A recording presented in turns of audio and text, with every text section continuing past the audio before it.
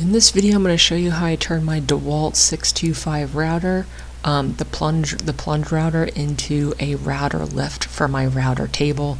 This entailed buying two parts, a 3/8" coupling nut and a 3/8" by 8" hex head bolt, and the parts for that were under $5, and you could see once mounted it's now a router lift. Now when I built this router table, I originally had a Bosch router in there. This was the only one I had, and this came with the interchangeable bases. I have a project coming up that's going to entail some fine-tune routing, and I've always wanted a router lift, but they're ridiculously expensive. So I was kind of staring at this one day and thought I was pretty clever because it mimics the look of more high-end router lifts the plunge router base does. So I thought I could modify it a little bit. Apparently this is a pretty common thing to do with most plunge routers, but the way I did it was a little bit different. Now you could see I didn't have a great connection point on that Bosch router base, but I did on this DeWalt router, which I have used in this router table before, but I had to modify my plate in order to do that so it would fit in there. And the connection point for this was a little more substantial for the Bosch.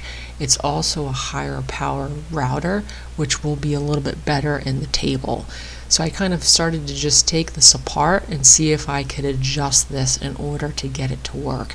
It's a very simple principle. I just needed a fixed part on the router with a bolt that went to the top in order to make the whole thing work. This router is connected to the base with this spring pin. I just punched that out. Now once that is out, if you do not have this locked, this whole thing, the body of the router will come apart from the base.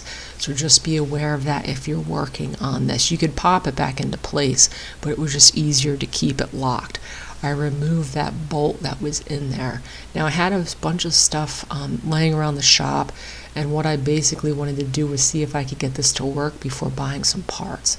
So I had a 3/8" hex head bolt, which I would have preferred for this, but I couldn't find these in the store at the size I needed, and I basically just put two nuts on it in that little flange that's on the DeWalt body, and I could then raise and lower it.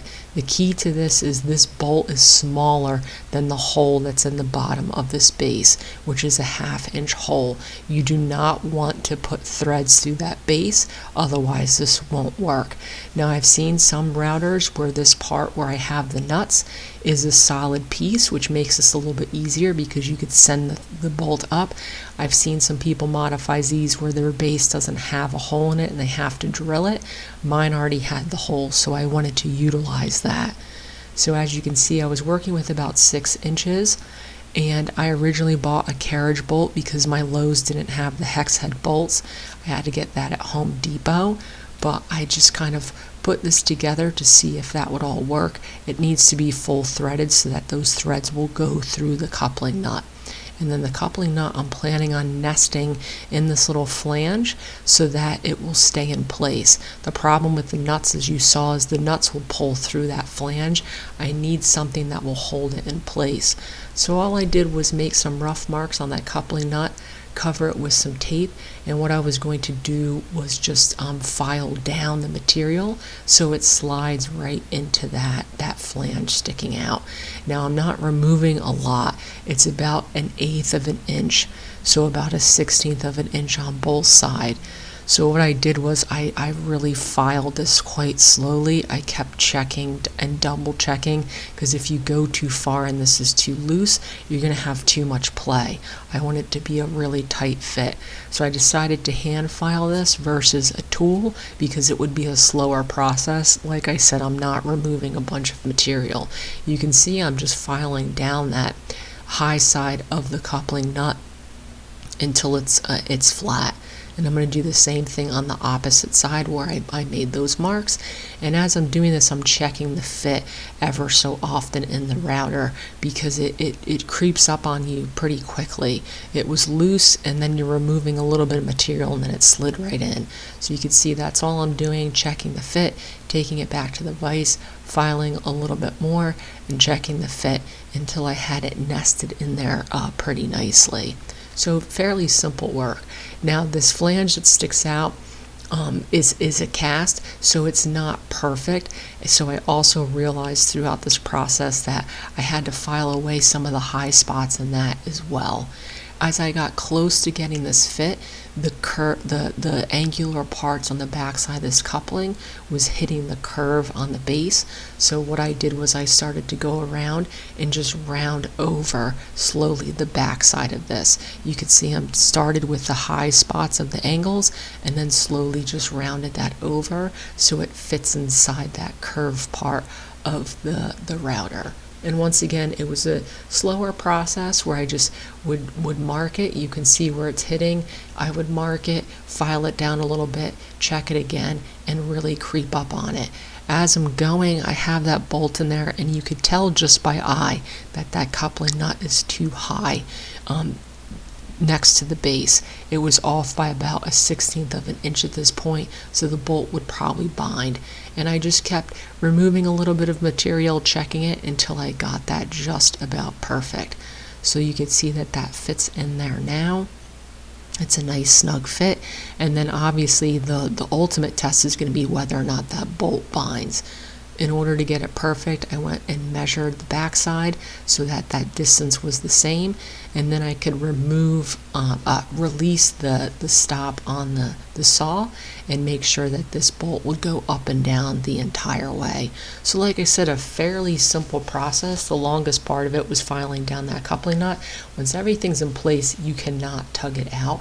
I did buy some JB weld to put on that coupling nut, just in case vibrations over time forces it out, but as it is now, it's in there pretty snug.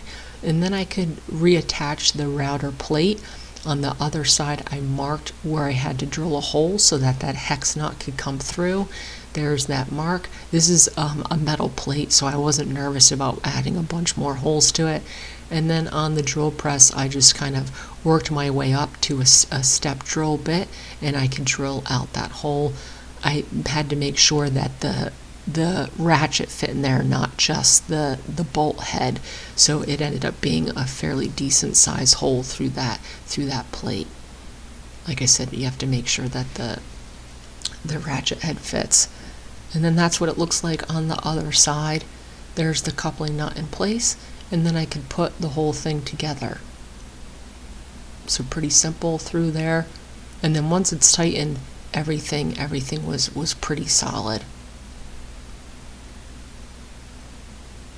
And that's basically the finished piece. So like I said, less than $5 in parts and less than an afternoon's worth of work.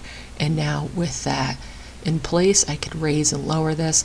Obviously it's a slow go, but once you have it in place, you're really, at least I'm not going to be moving it a ton. You're raising and lowering it just a little bit for all those bits.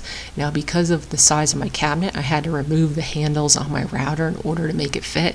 So that is a consideration, because I know some of these modern routers, the powers actually run through the handles. So this might not be an option for you. But I really wanted to showcase how I did this, because this works for this DeWalt router. But like I said, you should be able to modify it to suit the needs of your routers. And like I said, I've seen some where that top side nut is already on some routers a threaded part, which makes life a little bit easier. And that's basically what this is.